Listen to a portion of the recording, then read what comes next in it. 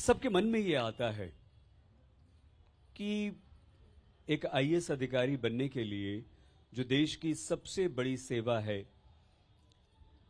प्रशासनिक सेवा है, वहां तो सिर्फ पढ़ना लिखना पड़ता है।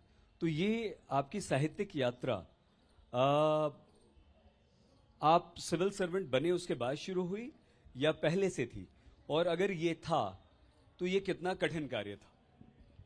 सही जी, सबसे पहले आपको धन्यवाद, यहाँ उपस्थित सभी श्रोताओं को मेरा नमस्कार, और आपके माध्यम से देश भर में जुड़े हुए तमाम साहित्य सुधियों को मेरा नमस्कार।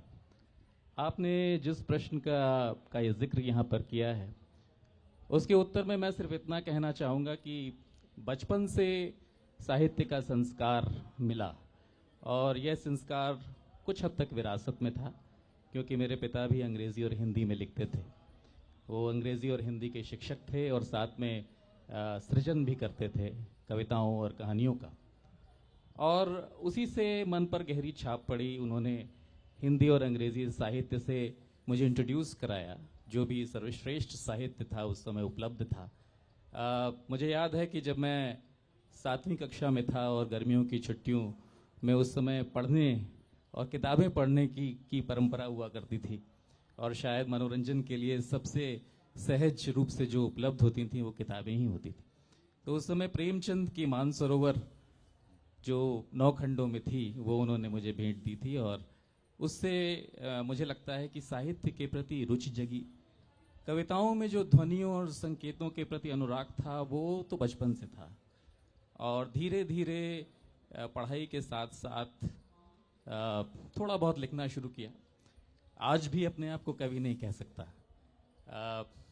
और मैं बोलता भी हूँ कि तुम्हें जो शब्द दिखते हैं, कुछ बोलते, कुछ खोलते, कुछ बताते, कुछ छुपाते, वेदना में भीतर की शक्ति को उकेरते, आनंद में कुलाचे भरते इठलाते, दरअसल वो शब्द नहीं, मेरी चेतना के साक्षी हैं, मेरे हृदय का स्पंदन, मेरे होने का प्रमाण।